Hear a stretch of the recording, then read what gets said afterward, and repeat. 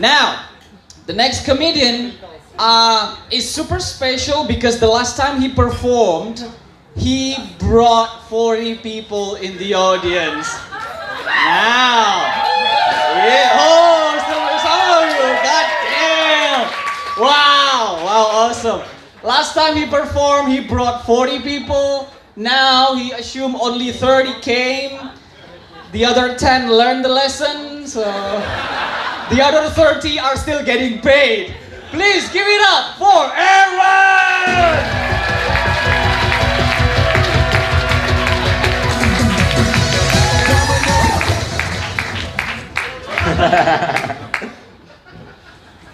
You know, a lot of people call me Usher, especially when I go to Darko. They're like, oh my God, you so look like Usher. Can you sing like Usher too? And I'm like, yeah, in the club with my homies. And they're like, can you dance like Usher too? I'm like, no. One time I was having sex with this American girl, and then she was like, do you like that? I was like, yeah. Well, I don't actually like Christmas, you know? That's why I'm in Bali. I don't like Christmas. Like, it kind of triggers me, rubs me the wrong way. And being black, growing up as a kid, you never get good presents. Like, you just never get good presents as a black kid. It's just horrible. Yeah, you guys can feel sorry for me. I remember one time, the first memory I have of Christmas, I went downstairs, I was super excited, run downstairs, go into the front room, and my grandma's there already. She's like already up, right? And I'm looking at the presents, and there's a whopping 2 presents under the tree. And they both have my name on it. There's a big box and a small box. So I go to the big box, and I'm like, what could it be? Could it be a PlayStation, an Xbox? I open the box, and it's this massive puffer jacket. It's fucking huge. And I literally looked at it, and I thought, Grandma, this is for you. And then she's like, no, Aaron, that's for you. Try it on. And I said, Grandma, please, no. She's like, try it on. So I put it on, and it's literally, you know when the sleeves are meant to cut by the wrist? The sleeves stopped past my fingertips. That's how big it was. So I'm just there like this, shaking my head at my grandma. I'm like, Grandma, this is not happening. She's like, no, Aaron, you'll be okay. Just try it on. And I was like, Grandma, I am trying on. She's like, you'll grow into it. Don't worry, you'll grow into it. I'm like, Grandma, it's not a condom, you know? And then she's like, when you get older, it will get too small for you, and you'll give it to your brother. I'm like, that sounds like child abuse, Grandma. I don't want to give it to my brother. Anyway, so, I forgot what the fuck I was saying.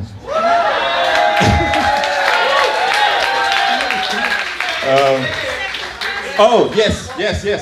Thank you very much. So that was the big present, right? And the second box was the small box. And so I opened the small box, and in the small box, it's fucking socks.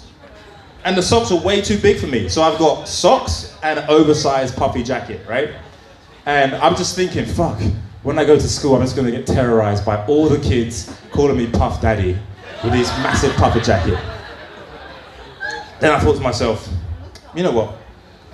Let me do something. So imagine, I go to school and all the kids are like, basically when I went to school, I was the only black kid in my school, right? So I go to school and all the white kids are like talking about what they got at Christmas. They're like, yeah, I got the Xbox, I got the PlayStation, I got the new Nike Air Max trainers. What did you get, Aaron? Well, I was too embarrassed to actually say like what I received. I'm not going to tell them I got a big puffy jacket and long socks. So I said, I got a BMW. They're like, what? You got a BMW? They looked at me all confused. And I was like, yeah, black man's Willie. You guys are lame. Pack that shit up.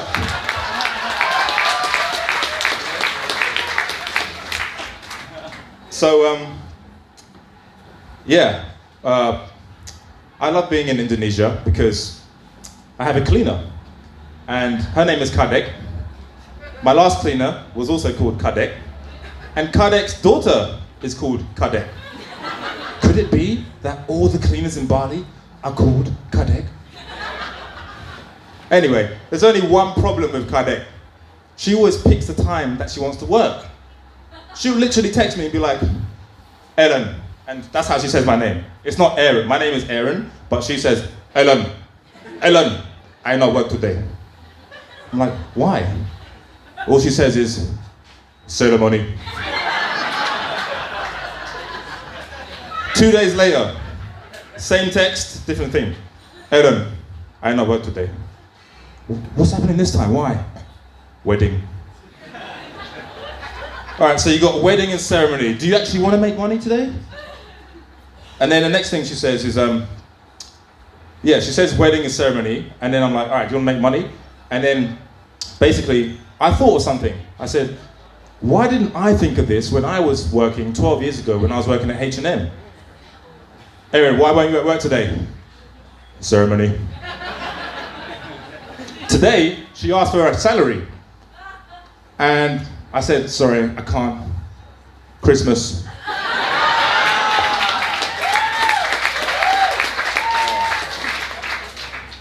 So there's lots of things that happen in Bali.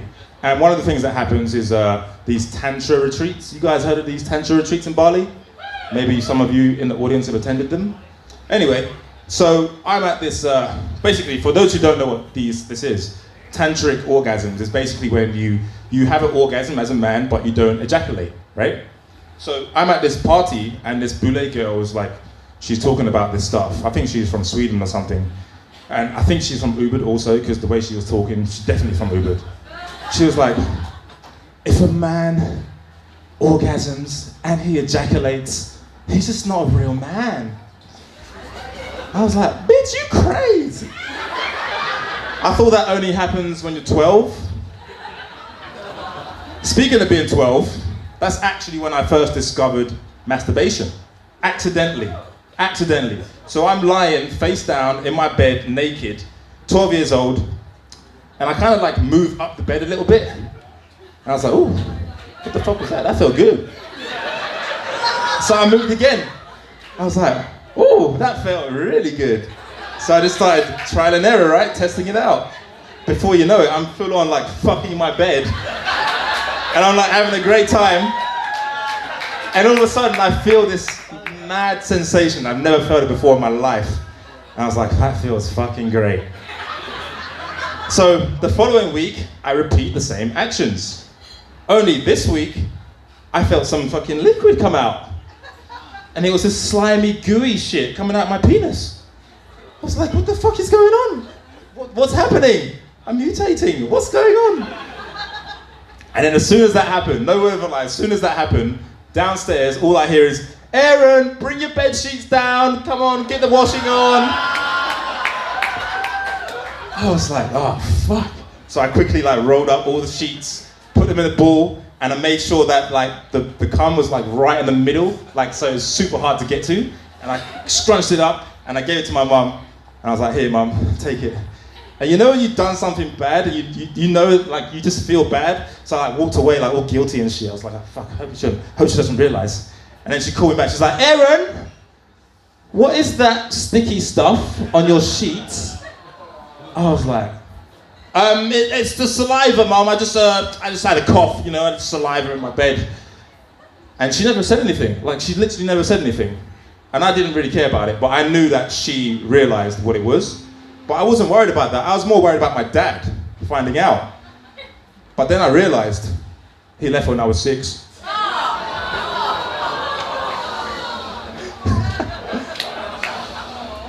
So, you know, here in Bali, there's a lot of Australian people. And one of the things Australian people do is they greet you in a very weird way. They say cunt a lot. And so they're like, what's up, cunt? How you doing, cunt? You alright, cunt? Good day, cunt. You alright? You alright? How you doing? And in England, if you said cunt, you get a punch in the face. That's literally fight talk. Shout out to all the English people in the audience.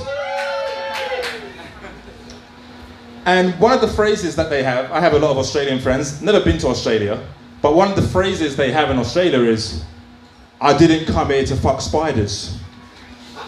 And no one knows what that means, but that basically means, I didn't come here to fuck about. And you say that when you want to get a girl, right? When you're at a club, you're like, I didn't come here to fuck spiders. And another saying, like if we walk into, let's say I walk into Days right now, if I'm Australian, I'll be like, it's going off like a frog in a sock. What that means is literally a frog in a sock. Like if you put a frog in a sock, it's gonna bounce up and down, right? And I realized that I have a frog, and I also have socks. So I just put my frog in the sock and it jumps up and down. All right, last one. So,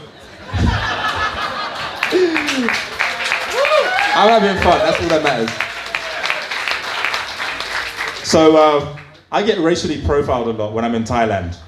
So I used to live in Thailand, and those of you know that I get called Chocolate Man, but that's all good. I don't mind that. Sometimes get called Obama, that's all good. But one time I was in this club area in northern Thailand, and 5 people throughout the course of the night came up to me, and they were like, "Hey man, you got any blow? Hey man, you got some? You got some?" I'm like, "What?" He's like, "You got some weed, man? You got some weed?" And these are tourists come up to me. I'm like, "Bro, I'm a fucking tourist like you, bro." Like he literally thought that I was Nigerian.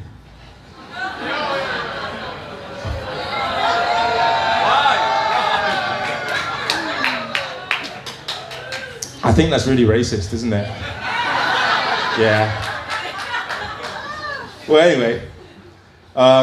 Yeah, Merry Christmas, everyone. That's me done. See ya.